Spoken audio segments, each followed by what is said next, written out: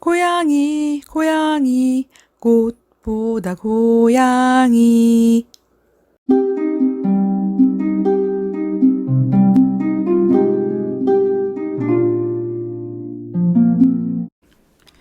여러분, 안녕하세요. 반갑습니다.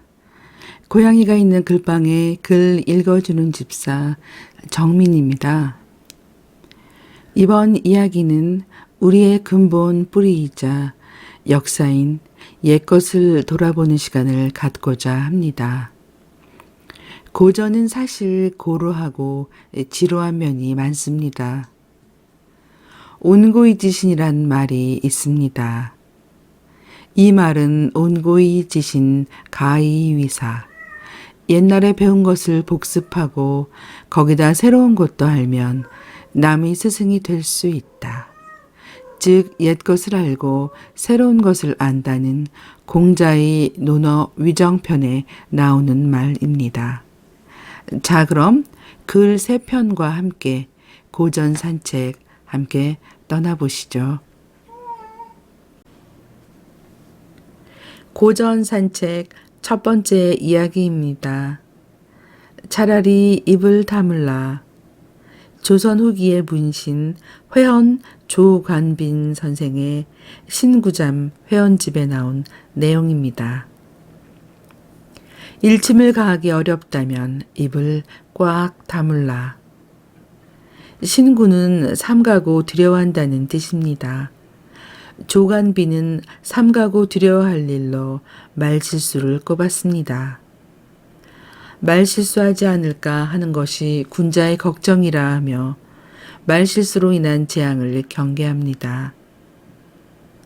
재앙은 뜻하지 않게 찾아오고 환난은 예기치 않게 찾아오네.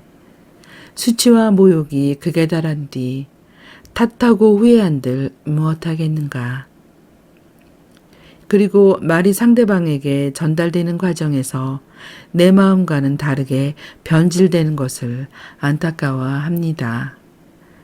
나는 마음을 전한다지만 눈을 흘기는 사람이 많고 옛날에 친구로 지내던 사람과 지금 원수가 되기도 합니다.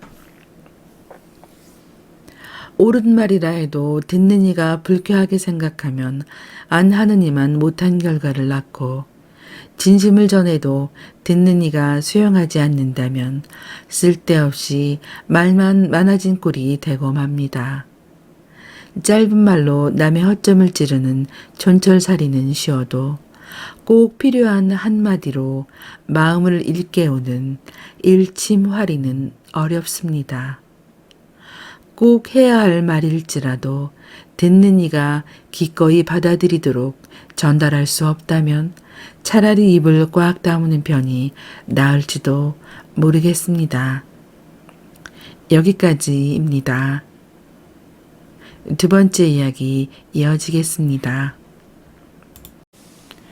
고전 산책 두 번째 이야기입니다. 말하지 않는 죄. 조선 22대 왕 정조대왕의 추서춘기 홍제전서에 나오는 이야기입니다. 말하지 않는 죄. 말하지 말아야 할 때 말하는 것은 그 죄가 작지만 말해야 할 때 말하지 않는 것은 그 죄가 크다.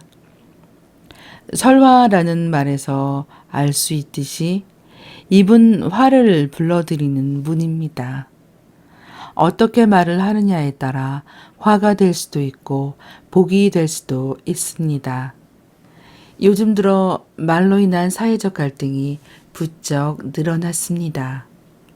인터넷 같은 여론 전달 수단들이 발전하다 보니 연예인, 정치가 지도층 인사들의 부적절한 말 한마디가 곧 비생산적인 소모전으로 이어질 때가 많습니다. 그래서 옛날부터 선현들은 말을 조심하라고 가르쳤습니다. 보다 구체적으로는 아예 말 자체를 아끼라고 일러주었습니다. 그러나 나라의 경영에 참여하는 사람도 그래야 할까요? 해야 할 말을 하지 않으면 통치자의 귀와 눈은 가려집니다. 나라가 혼란해지고 오래되면 망하게 됩니다. 말을 하면 한 사람이 다치지만 말하지 않으면 나라가 망할 수 있습니다. 누구보다도 그런 이치를 잘 알고 있던 정조였습니다.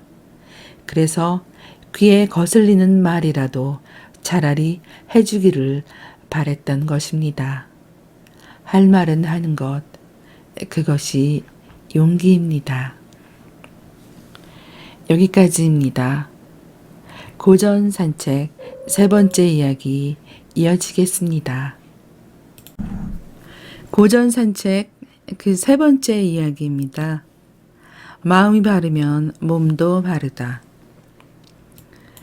이 이야기는 조선 후기의 학자 문신 경영 유신환 선생님의 성명 봉서집에 나오는 내용입니다.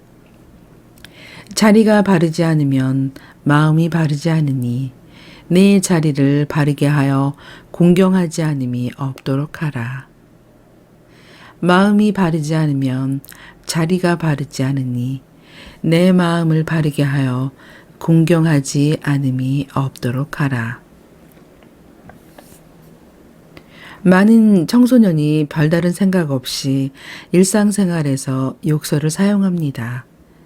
착하고 순수해 보이는 어린 학생들의 입에서 거친 비속어가 툭툭 튀어나올 때 그걸 보는 어른들은 깜짝 놀라기도 하고 마음이 아프기도 합니다.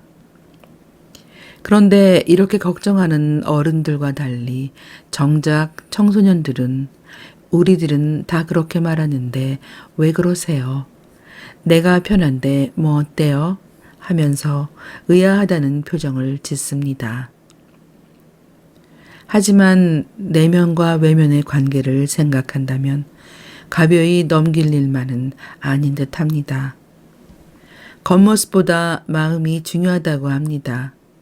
그렇지만 마음과 겉모습은 서로 맞물릴 수밖에 없습니다. 마음의 상태가 겉모습을 통해 나타나는 것처럼 겉모습에 대한 통제와 규율이 마음을 다스리기도 하는 것입니다.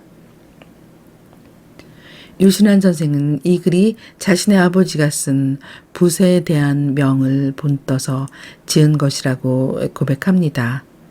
그 글의 내용은 아래와 같네요. 마음이 바르면 붓이 바르게 되니 어찌 공경하지 않으리요. 붓이 바르면 마음이 바르게 되니 어찌 공경하지 않으리요. 표현은 다르지만 의미는 마찬가지입니다. 바른 마음을 가져야 바른 글씨를 쓰는 것처럼 바른 자세로 앉아 바른 생각을 하며 바른 일과 바른 말을 하며 사는 것. 이거 쉬운 것 같으면서도 여간 어려운 일이 아니겠는데요. 여기까지입니다. 고맙습니다.